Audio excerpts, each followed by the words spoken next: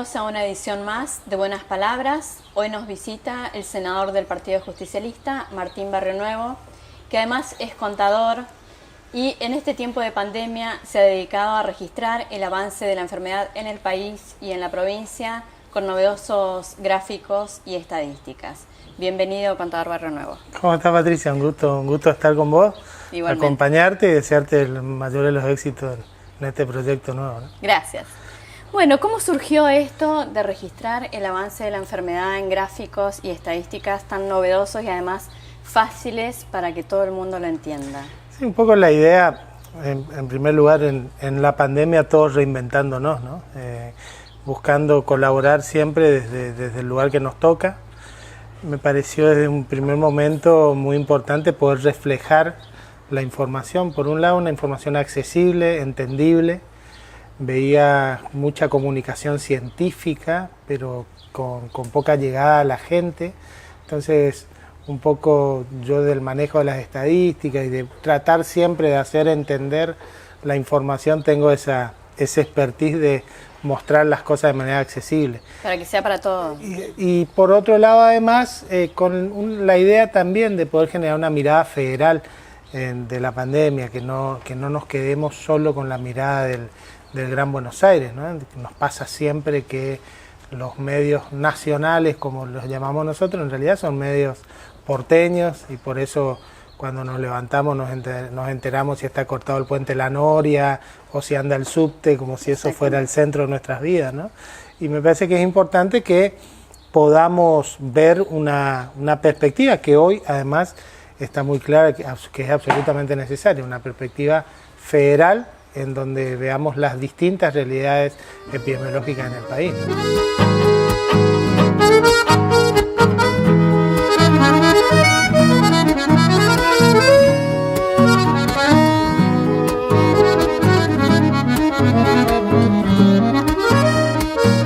Ahora, ¿en qué lugar está la Argentina en comparación con países latinoamericanos como Chile, como Brasil, México, Colombia? Argentina sigue estando por debajo del resto de los países vecinos en lo que hace a mortalidad, ¿no? Pero efectivamente ha tenido distintas dinámicas. Creo que como pueblo, como argentinos, tenemos que entender que durante un tiempo fuimos capaces de cuidarnos más, mejor, de hacer a un lado las diferencias y trabajar todos juntos.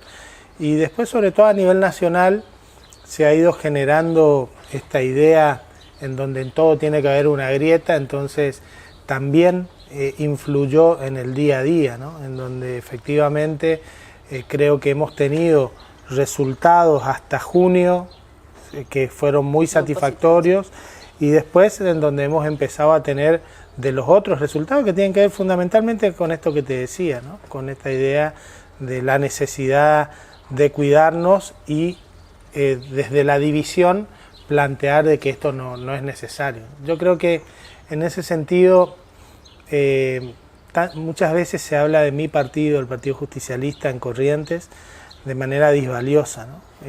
Siempre se encuentra algo para decir y en realidad muchas veces hay motivos para que se hable así, ¿no? Pero creo que en este sentido poco se ha rescatado y yo trato de rescatarlo siempre.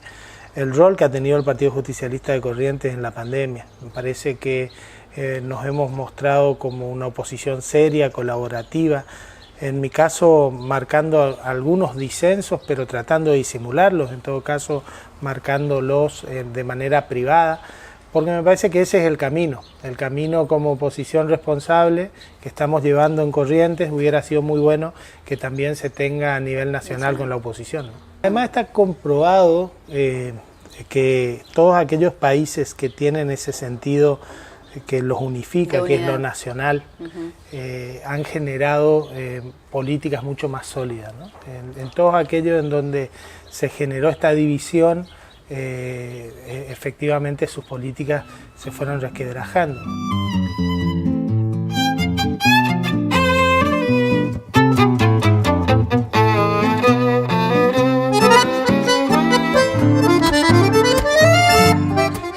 Y ahora, ¿cómo ves a Corrientes en la región?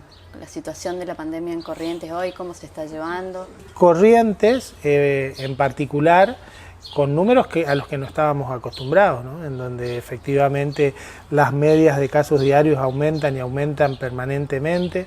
Escucho mucho, creo que allí hay cuestiones para corregir en términos al menos de comunicación. Si la idea, evidentemente hay dos ideas de tratamiento de la pandemia dentro de Corrientes. Por un lado es lo que se aplica en la capital y por otro lado es lo que se aplica en el interior. En el interior de la provincia hay una estrategia de supresión del virus. Eso se nota porque cada vez que aparece el virus en el interior se vuelven a fases anteriores y de hecho se logran los objetivos. El virus prácticamente se controla. Pasó en Paso de los Libres, pasó en San Roque recientemente, pero antes pasó en Montecasero, en Mocoretá. Esa fue la estrategia que Esa funcionó. fue la estrategia en el interior. En la capital es una estrategia absolutamente distinta, más que de supresión es una estrategia de mitigación, en donde efectivamente la idea es convivir con el virus. Pues bien, si suponemos que esa es la mejor idea, sin dudas el mensaje debe ser otro. El mensaje no puede ser un mensaje tranquilizador, debe ser un mensaje en donde se comunica el riesgo, ¿no? Claro. Es decir, hemos tomado una opción que es la de decir vamos a buscar sostener la actividad económica con el impacto que tiene y que tuvo esta pandemia en términos de pobreza, por ejemplo, no solo en la Argentina, sino en todo el mundo, y con lo cual es entendible y atendible que esa sea la estrategia, pero si es esa la estrategia debemos decir, bueno, estamos sosteniendo la actividad económica abierta, pero necesitamos cuidarnos. No puede ser esto junto con un mensaje tranquilizador, porque allí es donde yo veo que al correntino, a la correntina, que siempre vio de lejos el virus, lo sigue viendo de lejos, y eso es un riesgo enorme. Con este virus se ha mostrado especialmente duro con la soberbia humana, y me parece que es en lo que no debemos caer los correntinos, ¿no? Así que el consejo, bueno, sigue siendo el mismo. Cuidarse, no a las reuniones sociales, evitar las reuniones sociales, el barbijo, la distancia. Yo creo física. que allí, Patricia, tenemos que ser cada vez más inteligentes. Nosotros tenemos, por un lado, que entender cuáles son los lugares de más riesgo y las actividades de más riesgo para poder evitarlas o mitigarlas, ¿no?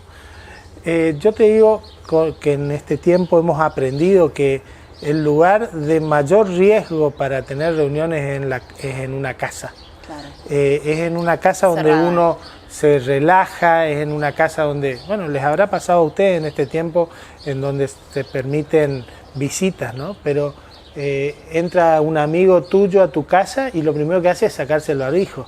Y vos decís, ¿pero y por qué? Sí, no, pero entonces es en la casa en donde tenemos menos cuidados. Entonces, si vamos a reunirnos con alguien, hagámoslo afuera, hagámoslo al aire libre. Al aire libre es en donde además tenemos el control social, en donde vemos, Claro. La gente nos ve, que estemos usando no el barbijo. Entonces, creo que tenemos que ir por esas ideas de entender cuáles son los focos más complicados de contagio, ¿no? Bueno, gracias por toda esta claridad e información. Gracias, contador. Por favor, Patricia, un gusto.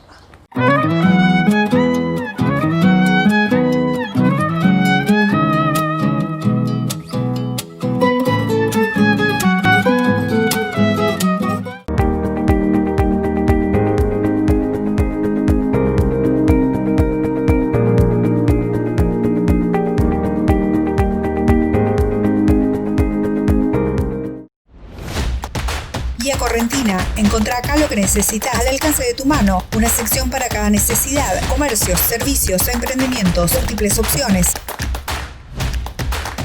Localización exacta. Acceso directo a Google Maps. Toda la información de contacto. Buscas, elegís, pedís 3794-817249. Invitamos a Buenas Palabras a Martín Kowaleski. Él es biólogo, antropólogo e investigador del CONICET. Bienvenido, Martín. Muchas gracias por la invitación. Estamos además muy sorprendidos por la excelencia de tu currículum, así que es un honor entrevistarte, no está de más decirlo. Y bueno, queremos que nos cuentes cómo es el trabajo, en principio, cómo es el trabajo en la estación biológica del CONICET que está instalada en el Parque Provincial San Cayetano. ¿Qué trabajo se hace ahí? Bueno, ahí en la estación somos un grupo, estoy yo como investigadora, hay becarios, estudiantes y pasantes de la UNE, técnicos del CONICET, y además hay guardaparques desde que se creó el parque. Y en general nosotros lo que estudiamos hace tiempo es el comportamiento y qué pasa con los animales, como por ejemplo los monos o los zorros, que viven cerca de las poblaciones humanas, ¿no? Eso se le llama comportamiento de interfase, esta parte que se superponen los hábitats silvestres con las actividades humanas. Entonces vemos qué se modifica, qué está pasando, cómo se adaptan. Y además tratamos de entender qué pasa con las enfermedades, ¿no? Cómo pueden saltar de los primates a los humanos o viceversa, o hacia otros animales también. Entonces estudiamos algo que se llama la dinámica de las enfermedades infecciosas, tomando a los mamíferos, tratando de entender el rol de los mamíferos en esa dinámica, ¿no? Y es algo que está también ahora se puso un poco de moda porque todos sabemos que la pandemia de COVID-19 se inició con un salto zoonótico, ¿no? Un virus que pasó de un animal a una persona, entonces esto es algo común y lo estamos estudiando acá también, ¿no? Porque pasa en todos lados. El trabajo en la reserva, ¿esos animales de dónde provienen los que están ahí? No, son de ahí, están ahí desde siempre, el CONICET, la estación con otros nombres, antes se llamaba Centro Argentino de Primates o CAPRIM, que era una institución bien conocida, y está instalado desde fines de los 70. Y los trabajos a monos carayá comenzaron en los principios de los 80, o sea, son casi, no me quiero acordar, 40 años de datos que vamos colectando, y por eso también lo hace un sitio único en el mundo, ¿no? No hay muchos sitios que se llaman sitios de estudios de largo plazo, donde se siguen poblaciones animales por muchos años, entonces se pueden ver las variaciones, digamos. Sí, ver muchísimas cosas que pasan. Y eso nos destaca con el resto del mundo y somos reconocidos por eso, ¿no?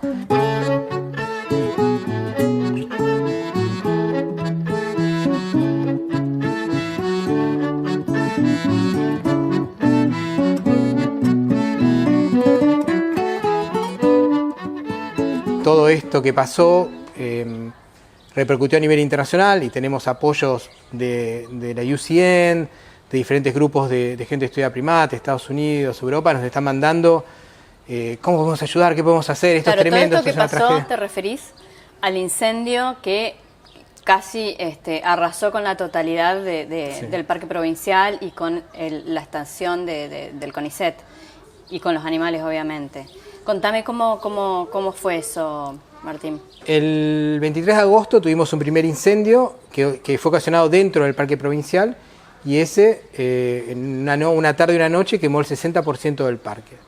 Ese se autocontroló, se apagó, y después, a fines de septiembre, empezó a quemarse un campo lindante ganadero, ¿no? Y se quemaron más de 1000 hectáreas. El parque está apoyado en el río Rachuela, acá cerca, y se quemó de los dos lados del río, hubo un gran incendio. Y de ahí pasó de vuelta al parque ese fuego y quemó otra porción, y fue el 30% que quedaba, y quedó el 90% quemado, y por suerte ese 10% donde estamos nosotros. O sea, si ves el mapa, quedó un poco de monte nativo, los laboratorios, la casa de los guardaparques, es lo único que se salvó. Pero entonces este incendio fue masivo para los animales, pues se quemó toda la reserva y todos los alrededores donde ellos también solían ir a pasear o dar vueltas. Y ahora, ¿cómo se trabaja a partir de eso? ¿Cómo se recupera eso? ¿Qué es lo que se perdió? Bueno, hicimos un duelo bastante importante con nuestro grupo, fue tremendo, ¿no? No solo la pérdida de biodiversidad, pero la sensación de que muchos animales con los que vos trabajabas y te vinculabas todos los días, o no sé, sabías todo. Esos monos los llevamos hace 30 años, sabemos quién era el hijo, la madre, no sé, sabemos un montón de cosas además de estudiarlos. Entonces después de estar todos quemados en el piso, y después te encontrás algunos monos que sobrevivieron, otros grupos por ahí, que te miran con esa cara de, no sé, el mono carayé tiene una cara muy particular si lo ven un rato, y esa cosa rara que vos sentís que te dicen, ¿qué hiciste? ¿No? ¿Qué hiciste? ¿O por qué no nos salvaste? No sé. Eso es muy tremendo para nosotros y me voy a seguir porque me voy a poner a llorar, pero bueno, lo que queda es como recrearnos ahora y empezar a investigar otras cosas, ¿no? Algunos animales quedaron ahí sobrevivientes, podemos seguir estudiando esto y después aprovechar esto que pasó, esta tragedia, para, por ejemplo, empezar a estudiar cómo se recuperan las comunidades después de un incendio. Y por otro lado, cuantificar cuál es la pérdida de biodiversidad cuando incendias un área, ¿no? Entonces, ahora cuando vos estás acá mismo en Corrientes y ves columnas de humo por acá y por allá, o en el Chaco, se ven a la noche fuegos y fuegos, uno decía, ahí se deben estar muriendo muchos animales, pero no sabes cuánto. Ahora nosotros te vamos a decir, si estás quemando esta área, se están matando todos estos animales, está perdiendo todo esto. Entonces, dentro de todo podemos dar un dato de lo que significa esta pérdida de biodiversidad que estamos anunciando que está pasando. Es un gran desastre regional, es una especie de colapso ecológico que está pasando, y ahora lamentablemente lo podemos cuantificar de una manera. Entonces podemos visibilizar lo que está invisibilizado, ¿no? Esa destrucción masiva que hay de ambientes y que hay que frenar, o sea, hay que controlar. O sea, por lo que decís vos, estos son catástrofes evitables, porque si nosotros también tenemos inundaciones. Las inundaciones no las podés evitar, las podés prevenir, entonces la gente se corre o lo que fuera. Pero el incendio que es producido es claro, porque supuestamente es producido para renovar pasturas, o sea, los productores ganaderos, es un hábito, es desde siempre que hacen esto, pero en esta época de sequía me imagino que fue una bomba de tiempo. Bueno, sucedió esto. Por culpa de esta sequía y las condiciones climáticas, está prohibido hacer fuego, prohibido totalmente, claro. ¿No? O sea, si vos cumplieras las leyes que hay y fueras a pedir permiso para hacer el incendio, te dirían no, por esto y lo otro, y no lo harías. Pero bueno, entendemos que es una práctica que tampoco nosotros, a veces nos quieren confrontar a los investigadores que trabajamos en conservación de la biodiversidad contra los productores, y no es así. O sea, nosotros, el CONICET tiene entre sus misiones generar prácticas de producción inclusivas y sustentables. O sea, lo que queremos es que se hagan las cosas de forma sustentable, para que el ambiente dure mucho más tiempo y pueda quedar para todos.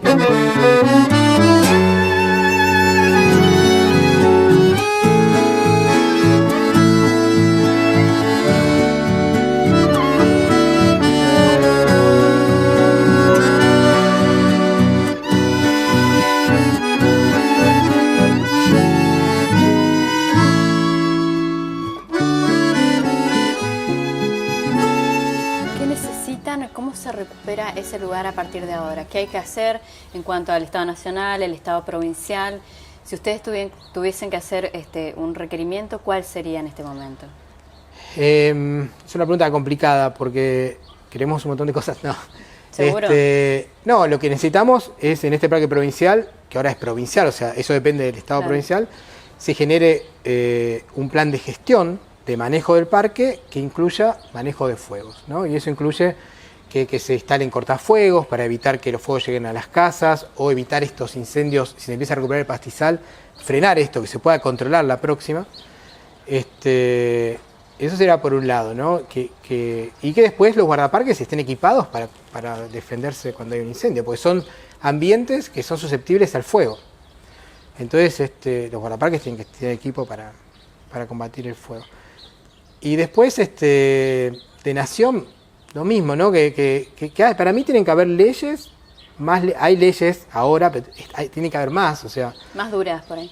Más duras y que sean más integradoras. Tu ambiente tiene que ser usado para producir, vos tenés que ganar tu plata, pero tiene que ser en forma sustentable y alguien tiene que regular y vigilar eso, porque si no terminamos afectando, o como estos incendios ganaderos que terminan destruyendo un área provincial, un área de conservación que era de todos, ¿no? Porque vos siempre tenés que pensar, el ganadero incendia para tener pasto rápido y sus vacas sean más gordas y tener más plata.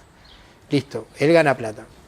Ahora, este parque provincial quedó destruido, era mantenido por todos con nuestros impuestos provinciales. Ahora, si lo querés restaurar, lo vamos a tener que pagar nosotros, el Estado provincial y nacional. O sea, lo debería pagar el ganadero. La ganancia es para pocos y la pérdida se socializa entre todos. O sea, y eso es algo que tenemos que empezar a entender, que hay leyes que nos permiten ir en esa dirección y cambiarlo, ¿no? Sería lo ideal. Bueno, gracias Martín por tu presencia. No, muchas bueno, gracias a vos por la invitación.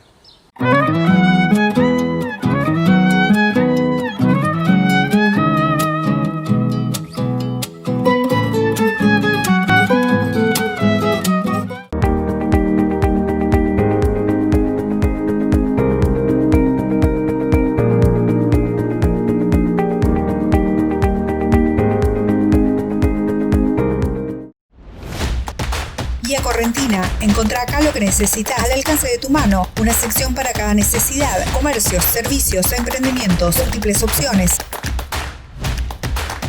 Localización exacta. Acceso directo a Google Maps. Toda la información de contacto. Buscás, elegís, pedís 3794-817249. Invitamos a Buenas Palabras a Luz Ponce de León. Luz es inmigrante, proviene de Colombia, hace varios años que está en Corrientes y además es una mujer emprendedora que nos va a contar su historia. Bienvenida, Luz. Gracias. Bueno, ¿cuándo llegaste a la Argentina y por qué te fuiste de tu país? Llegué hace más o menos 10 años a la Argentina, llegué a La Plata, que es de donde es mi compañero. Me fui de mi país porque estaba buscando algo nuevo, viajar un poco. De hecho, estuve viajando antes de llegar acá. Y bueno, ya me gustó y me instalé. Estuviste en La Plata. Ajá. Y después, ¿hace cuánto que estás en Corrientes? Estoy hace 4 años y medio. Uh-huh. ¿Cuál es el emprendimiento que llevan adelante? Primero, las artesanías. Trabajamos con el vidrio, hacemos duendes, estuve haciendo algo de ropa, la madera también la trabajamos. Y bueno, y ahora trabajo con la fotografía. ¿Con pedidos ya me dijiste? Con pedidos ya, sí. Bueno, ¿y cómo va todo eso? ¿Cómo se puede vivir de todas esas actividades en Corrientes? Sí, claro que sí, se puede. Por suerte acá en Corrientes como que el estilo de vida y el precio de las cosas no es tan alto como en otros lugares de la Argentina. Entonces como que uno la pilotea bastante bien. ¿Y cómo fue para vos ese choque de culturas, digamos? ¿Cómo te acostumbraste a este ritmo de vida, a la cultura de la Argentina? Y en La Plata me costaba por ahí un poco más, porque por ahí la gente es más como de andar cada uno en su mundo, no sé, no es tan amiguera tal vez. Yo me relacionaba más que nada con los amigos de mi compañero. Y acá en Corrientes fue como al toque me adapté y conocí un montón de gente, como que por ahí las personas se te acercan más a charlarte cuando vas, no sé, al almacén a comprar algo. Como que acá me ha gustado más y me he sentido más cómoda por eso, porque es como que la gente por ahí es más dada. Uh-huh. ¿Y qué extrañas de Colombia? De Colombia, ay. Bailar salsa, porque en mi ciudad de donde soy, yo soy de Cali, se baila salsa y salía todos los fines de semana a bailar, eso extraño un montón. Me imagino. Sí. Puedes cambiar por el chamamé, no es lo mismo. Pero... sí, puede ser. También algunas comidas, porque la forma de comer es muy diferente allá, sí. Y mis amigos, mi mamá ahora la tengo acá, mi papá murió hace 3 años, entonces como que ella es básicamente mi familia, así que la tengo acá cerca, entonces por ese lado todo bien. Y bueno, mis amigos, juntarme con ellos.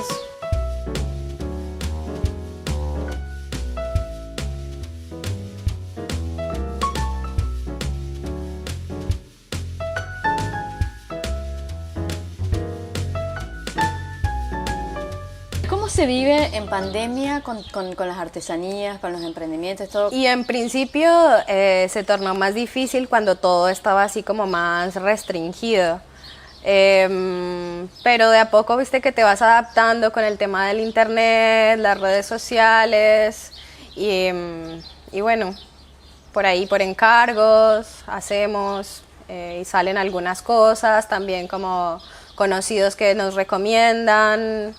En mi trabajo también conozco gente que por ahí charlo y le digo que soy artesana y le gustan algunas de mis cosas. ¿Cuál es la idea a futuro? ¿El proyecto es quedarse en Corrientes como familia o seguir buscando lugares? No sé si nos queremos quedar para siempre en Corrientes, pero por ahora estamos bien y no pensamos como en movernos hacia algún otro lado. Además estamos construyendo nuestra casita ecológica y bueno, todavía falta un montón, entonces mientras que no esté terminada, como que no podemos pensar como en, bueno, vamos a otro lado.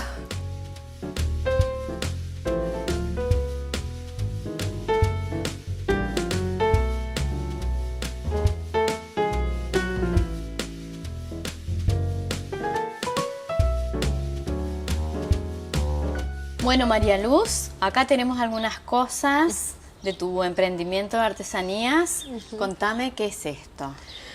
Bueno, esto es con el primer trabajo que comenzamos a hacer como artesanos. Como verás, es un trabajo de reciclado también porque está hecho con una damajuana.